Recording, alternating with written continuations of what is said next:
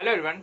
तो आइए आगे बढ़ते अपने क्लास 12 के चैप्टर पे, that is the management. Clear है, हमारा मैनेजमेंट स्टार्ट हो चुका है और बहुत ही बढ़िया चैप्टर है। और मतलब जो मैनेजमेंट का जो कंटेंट है, जो मैनेजमेंट का सेक्शन ही है, बहुत इजी है, बहुत बहुत ज़्यादा इजी है। और बस यही चीज़ है कि मतलब वीडियोस को आप देखते रहिए और कोई भी वीडियोस प्लीज़ मिस मत करिए, जिससे कि आपका जो पूरा कोर्स है वो आराम से फिनिश हो सके। ठीक है, तो हम लोग आज बढ़ते हैं जो सबसे मेन टॉपिक है, और ये अक्सर क्वेश्चन पूछा जाता है that management is a science, management is an art, management as an profession. तो इसके बारे में कुछ बताइए, या डिस्टिंग्विश कर देते हैं इन्हीं तीनों में, या फिर सिंपली पूछ सकते हैं कि how management performs as an art. Clear है, management is an art define, management is a science define. तो ऐसे मतलब करके भी क्वेश्चन आराम से आ जाता है। क्लियर है, तो आज का टॉपिक ही हमारे पास है कि हम लोग समझने वाले हैं कि मैनेजमेंट इज एन साइंस कैसे है, आर्ट कैसे है और प्रोफेशन कैसे है। ठीक है, तो आइए देखते हैं। सबसे पहला टॉपिक हमारे पास management as a science. Clear है, तो जैसा दिया हुआ है मैनेजमेंट एज अ साइंस, तो नॉर्मल सी बात है कि हमारे यहाँ पे समथिंग कुछ मैनेजमेंट के प्रिंसिपल्स होते हैं that we have to follow.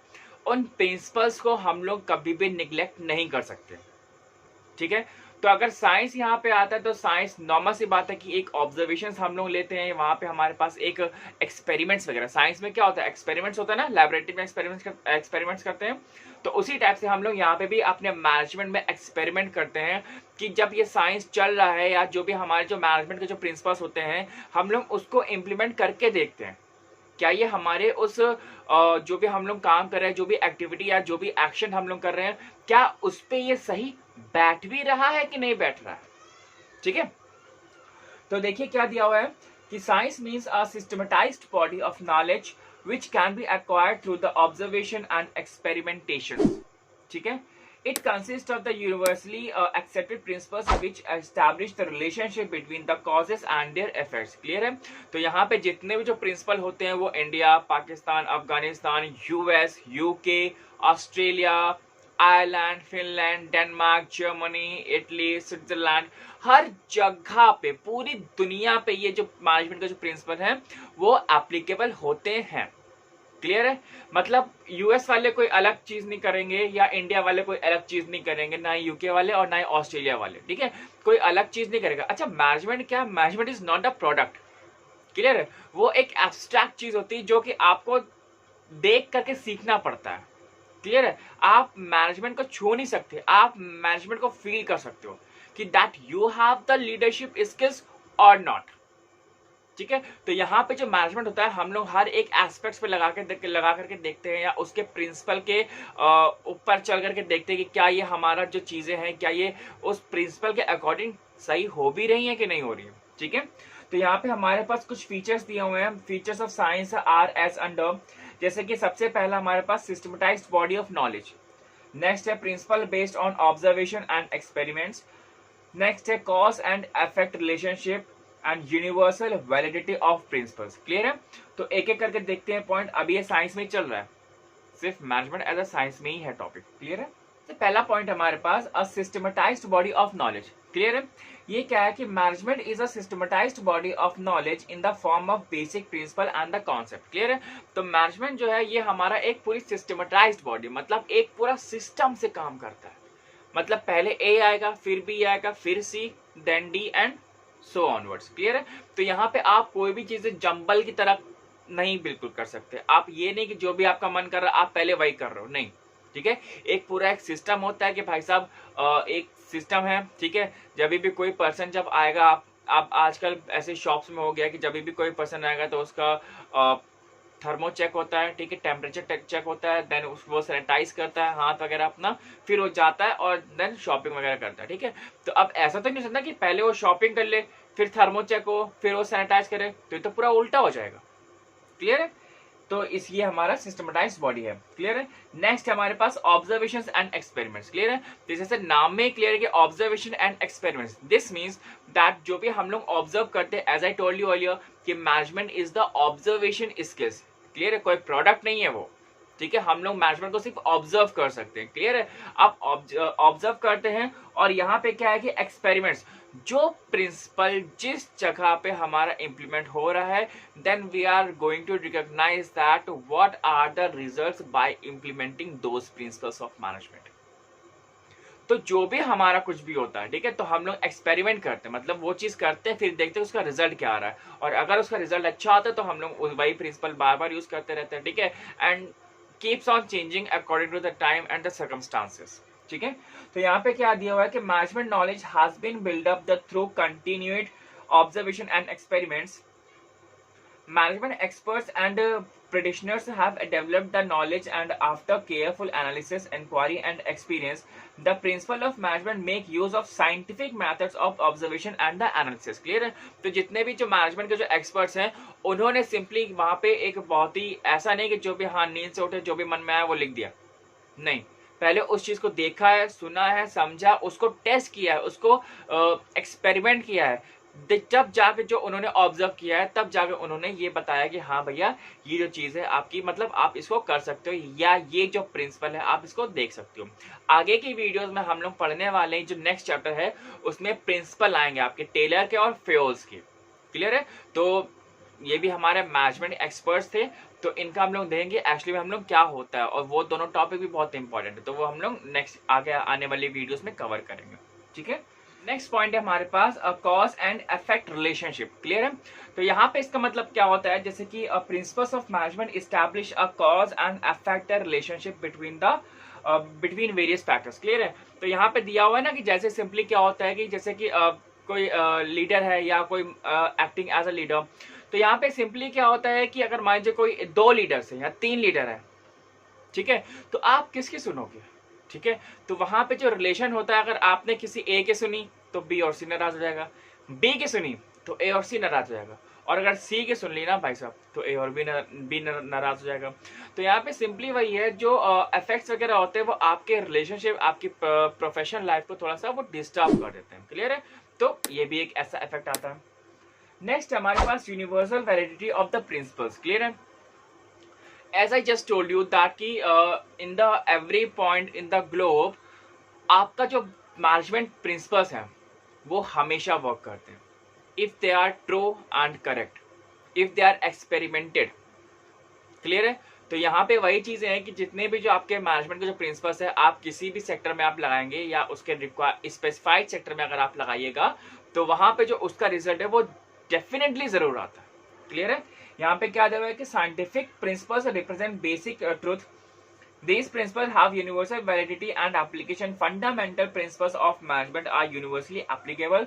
Their result can be tested and verified. Clear है? तो आप उनको देख सकते हो, आप उनको मैनेजमेंट के प्रिंसिपल लगा सकते हो, और आप वहां से बहुत कुछ सीख भी सकते हो अपनी पर्सनल लाइफ के लिए भी और पर्सनैलिटी डेवलपमेंट के लिए भी। और यहाँ से सबसे बड़ा क्या होता है कि आप टेस्ट भी कर सकते हो क्या ये जो हमने किया है काम वो सही है भी कि नहीं। ठीक है, अब हम लोग आगे बढ़ते हैं मैनेजमेंट एज एन आर्ट।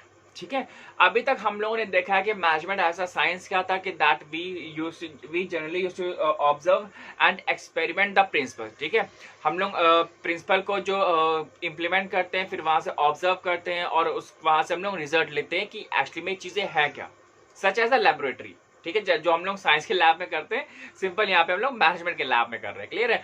अब हम लोग यहाँ पे देख रहे हैं कि मैनेजमेंट जो है हमारा आर्ट किस टाइप से है। और अगर आप ये देखना चाहो तो आर्ट का मतलब क्या होता है, ड्राइंग करना। ठीक है, तो यहाँ पे अगर आप देखिए तो ड्राइंग का मतलब क्या होता है कि भाई साहब पेंटिंग, आपके अंदर कितनी क्रिएटिविटी है, आप कितने आइडियोलॉजी टाइप के पर्सन हो। ठीक है, आपकी थिंकिंग कैसी है। तो यहाँ पे सारा कुछ यहीं पे ही है, मैनेजमेंट एज एन आर्ट में भी यही चीज है, कुछ अलग नहीं है। ठीक है, तो यहाँ पे क्या दिया हुआ है, art means the practical application of knowledge and skills, knowledge and skills to achieve the desired result. ठीक है, अब इसमें देखिए क्या है कि सबसे पहले आपके पास प्रैक्टिकल नॉलेज बहुत जरूरी है। ठीक है, पर्सनल स्किल्स, क्रिएटिविटी, परफेक्शन। ठीक है, तो आइए देखते हैं एक एक करके कि ये क्या है। तो प्रैक्टिकल नॉलेज, नॉर्मल सी बात है, सिंपल सी बात है कि अगर हम आपको बुक से सिर्फ पढ़ा दे कि भैया एसी कैसे बनता है, ठीक है, या घर का जो गेट है वो कैसे बनता है, जमीन पे टाइल्स कैसे लगते हैं, सिर्फ बुक में ही पढ़ाएंगे, तो क्या आप लिटरली वो काम कर सकते हो? नहीं। ठीक है, तो वो क्या होती है, वो हमारी सिर्फ bookish language, that is a theoretical language होती है। क्लियर है? उस चीज को करने के लिए हमें आपको प्रैक्टिकल करना पड़ता है। एसी के लिए आपको एक्स्ट्रा क्लास लेनी पड़ेगी, टाइल्स लगाना कैसे है, किस तरीके से लगाना है, उसके लिए भी आपको प्रैक्टिकल फील्ड में जाना पड़ेगा, आपको खुद टाइल्स लगानी पड़ेगी। That is the practical knowledge. ठीक है। तो उस काम के लिए आपको प्रैक्टिकल नॉलेज चाहिए। अब जब आप प्रैक्टिकल नॉलेज करते हो ना, तो तभी आप उसी जगह पे आप अपनी क्रिएटिविटी दिखा सकते हो कि भाई साहब दरवाजे में हम कौन सी डिजाइन लगा सकते हैं, या अपने मन से कुछ भी बना सकते हैं, या टाइल्स में हम लोग किस तरीके से टाइल्स लगा सकते हैं।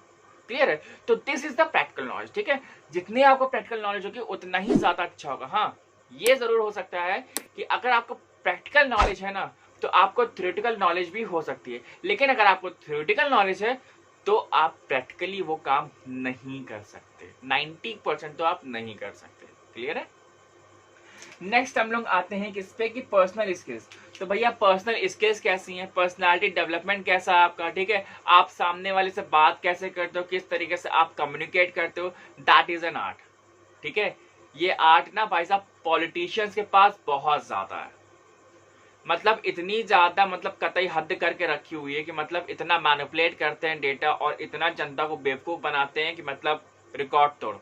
ठीक है, तो दिस इज, तो management is basically an individual skills. Every manager has his own style of working. He tackles the various problem on the basis of his own thinking and understand of the situation. ठीक है, तो अभी मैंने politician की बात की, अभी हम लोग यहाँ पे मैनेजर की बात कर लेते हैं। तो ये मैनेजर के ऊपर होता है कि वो अपने लिए जो भी कंपनी में जो दिक्कतें आ रही हैं, जो भी प्रॉब्लम्स वगैरह आ रही हैं, वो उस प्रॉब्लम को किस तरीके से वो सॉल्व करता है। ठीक है, अभी सॉल्व कर रहा है, किस तरीके से वो काम करता है, या कभी भी कुछ एक ऐसी सिचुएशन आ जाती है जब वो पैनिक करने लगता है, तो वो अपने एंगर को किस तरीके से कंट्रोल करता है, अपने एम्प्लॉय को साथ लेकर के चलता है, और उसी प्रॉब्लम से वो कैसे ओवरकम भी कर लेता है, that is his personal skill.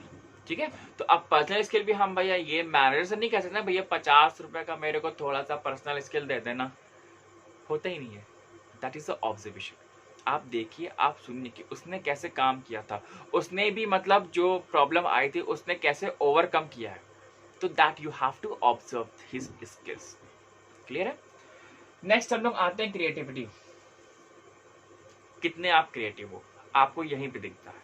ठीक है, कि आप किस तरीके से चीजों को टैकल कर सकते हो, आप और कितना अच्छा रिजल्ट लेकर के आ सकते हो, आप प्रॉब्लम को कितने आसान तरीके से कर सकते हो, that is the creativity. Management is creative in the sense that it converts into inputs and outputs. It is the goal oriented and result oriented. Clear है? नेक्स्ट है हमारे पास management aims at attaining maximum productivity and profitability at the lowest cost. ठीक है, तो आपका कितना input कम हो सके और कितना आपका आउटपुट ज्यादा हो सके। जो अच्छा मैनेजर होता है ना, हमेशा इसी पे ही काम करता है। ठीक है, नेक्स्ट हम लोग आते हैं perfection through the practice. Normal सी बात है, practice makes the man perfect. ठीक है, जितना आप प्रैक्टिस करोगे आप उतने ही परफेक्ट बनते जाओगे, चाहे वो एसी बनाने में हो जाए, चाहे वो घर का दरवाजा बनाने में हो जाए, चाहे वो टाइल्स बनाने में हो जाए, और चाहे वो पब्लिक स्पीकिंग में हो जाए, चाहे वो प्रेजेंटेशन में हो जाए। ठीक है, वो किसी भी चीज में हो सकता है, चाहे आप प्रोग्रामिंग में भी हो सकते हो। ठीक है, आप एमएनसी को संभालने में भी हो सकते हो। तो that is the thing, that this is the art. Clear है? This is the art of an employ, this is an art of the manager. Clear है? अच्छा, एक चीज ये भी और है कि जैसे कि हम लोगों ने अभी मैनेजमेंट एज अ साइंस पढ़ा है और मैनेजमेंट एज एन आर्ट पढ़ा है। इसका क्वेश्चन तो लगभग आता है, पक्का है पेपर में, आप ये मान के चलिए। ठीक है, लेकिन क्या आपने सोचा कि मैनेजमेंट हमारा जरूरी किस टाइप से, साइंस में ज्यादा जरूरी है कि आर्ट में ज्यादा जरूरी है? आप सिंपल एक ऐसा समझिए कि जब जैसे एक साइकिल के लिए 2 पहिए जरूरी होते हैं ना, या एक गाड़ी के लिए 2 पहिए जरूरी होते हैं, तो वहां पे सिंपली बिल्कुल सेम ऐसे यहाँ पे कंपनी के लिए भी होता है। ठीक है, जितना आपके पास साइंस के लिए जरूरी है उतना ही आपके पास आर्ट के लिए भी जरूरी है। तो साइंस और आर्ट एक ही गाड़ी के 2 पहिए होते हैं, मतलब 4 हो गया 2 पहिए होते हैं। ठीक है, तो यहाँ पे आपको ये जरूर फिगर आउट करना पड़ता है कि कोई साइंस ज्यादा जरूरी है या आर्ट ज्यादा जरूरी है। नहीं, दोनों ही साथ में ज्यादा जरूरी है। क्लियर है? जब दोनों ही उस कंपनी में होंगे, जब दोनों की क्वालिटीज या जो जितने भी जो प्रिंसिपल्स हैं, जो एक्सपेरिमेंट्स हैं, या क्रिएटिविटी है, या स्किल्स वगैरह हैं, जब दोनों ही उस कंपनी में होगी, तो भाई साहब आप कंपनी को यहां तक लेके आ सकते हो। ठीक है, आसमान तक। ठीक है, तो वही चीजें हैं कि कोई एक ज्यादा पहिया जरूरी नहीं होता है, मतलब उसी गाड़ी के लिए दोनों ही पहिए बहुत जरूरी होते हैं और इंपॉर्टेंट होते हैं कंपनी की ग्रोथ के लिए एंड वेलफेयर के लिए। ठीक है, कि आप किस तरीके से अच्छा काम कर सकते हो, आपकी इमेज भी तो बननी है। क्लियर है? अब हम लोग आगे बढ़ते हैं मैनेजमेंट एज अ प्रोफेशन। ये क्या है? Profession means a vocation requiring the specialised knowledge, practical training, service motive and code of conduct. अच्छा, प्रोफेशन आ गया ना, तो नॉर्मल सी सिंपल सी बात है कि यहाँ पे आप सर्विस ही दे सकते हो, अपनी सर्विस मोटिव में ही आ सकते हो। क्लियर है, प्रोडक्ट नहीं बेच सकते। प्रोफेशन है तो सर्विस। डॉक्टर है वो अपनी सर्विस देता है, टीचर है वो अपनी सर्विस देता है, लॉयर है तो वो सर्विस देता है, कोई भी प्रोडक्ट लेकर के नहीं आता। ठीक है, तो आप यहाँ पे सर्विस मोटिव से ही आ सकते हो, तो आराम से आसान सी चीज है। तो यहाँ पे क्या क्या है हमारे पास, specialized body of knowledge which is transferable. Clear है, ये देखिए कि formal education and training and service motive, statutory body of और professional association and ethical code of conduct. Clear है, तो आइए एक एक करके देखते हैं कि ये क्या है। तो सबसे पहला हमारे पास स्पेशलाइज्ड नॉलेज। ठीक है, तो management has a well defined body of specialised knowledge which is transferable. ठीक है, तो एक स्पेशलाइज्ड नॉलेज होनी चाहिए जो कि आपका लगभग एक ट्रांसफरेबल होती है। दैट मीन्स टू से कि कोई भी आप एक ऐसी, जैसे कि मान लीजिए कि कोई एक मशीन, जैसे कोई एक छोटी सी दुकान ऑपरेट कर रहा है, ठीक है, या कुछ भी ऑपरेट कर रहा है, तो अगर वो ऑपरेट कर रहा है तो कर रहा है। अगर कल को वो दुकान छोड़ करके किसी वो कंपनी छोड़ करके किसी दूसरे कंपनी में जाएगा, तो क्या उस दुकान में कोई ऑपरेटर नहीं आएगा, कोई मैनेजर नहीं आएगा? ऐसा तो नहीं है ना। तो नॉर्मल सी बात है, वो जो नॉलेज होती है वो हम लोग उसको स्विच भी उसको हम लोग ट्रांसफर कर सकते हैं। भाई हमने दूसरे को बता दिया कि हाँ ऐसे ऐसे काम होता है, कल से वो मैनेजर हो गया, खत्म। ठीक है, ऐसा।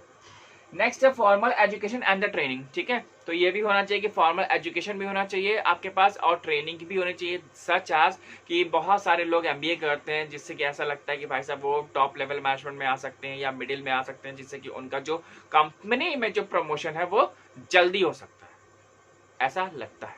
ठीक है, तो यहाँ पे वही चीजें हैं कि एक एजुकेशन भी होनी चाहिए और प्लस आपके पास ट्रेनिंग भी होनी चाहिए।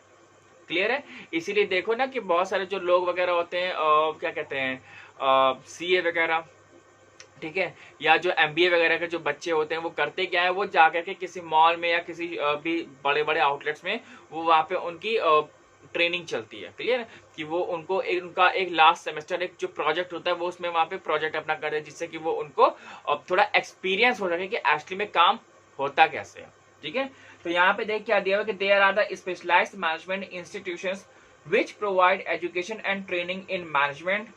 After completing education and training, students get job as managers. Some of the qualified persons act as the management consultants, but entry to a career in management is not restricted to management graduates only. Clear है, जैसा अभी मैंने बताया पूरा यहाँ पे लिखा हुआ है। अब यहाँ पे है कि सर्विस मोटिव, तो ये है कि like other professionals managers are expected to serve the society rather than simply earning profits for the owners. Clear है, तो यहाँ पे सिंपल सी बात है कि just to serve the society. Clear है, वो इतना भी किसी प्रोडक्ट का दाम ना बढ़ा दे या मतलब वो कुछ ऐसा ना करते हैं कि मतलब सिर्फ उन्हीं को ही मुनाफा और सोसाइटी में कुछ हो ही ना रहा हो। क्लियर है, तो मतलब वो प्रॉफिट तो करने ही करना है, साथ ही साथ हमें ये भी देखना है क्या हम लोग कितने सोशल कितने हैं।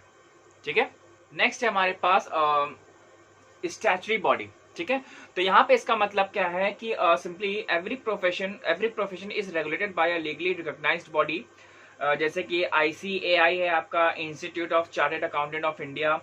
Managers also have their association, that is the all India management association. ठीक है, आईमा, ठीक है, AIM है आईमा।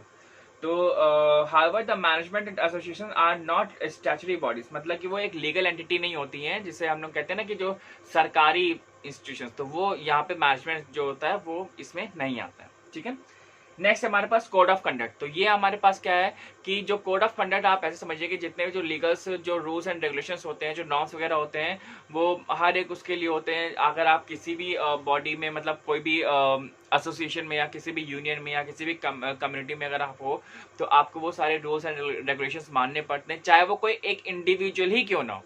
ठीक है, तो इसीलिए जो कोड ऑफ कंडक्ट है वो किस में आया है, वो प्रोफेशन में आया हुआ है। ठीक है, तो managers also have a code of conduct, but this code is not legally binding on the managers.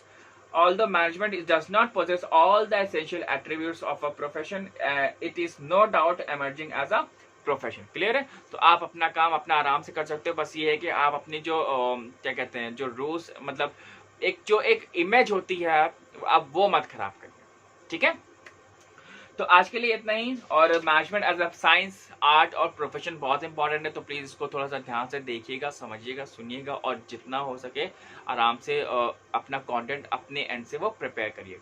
Clear है? तो मेरे एंड से इतना ही और मिलते हैं नेक्स्ट वीडियो में। Till then bye bye and thank you very much.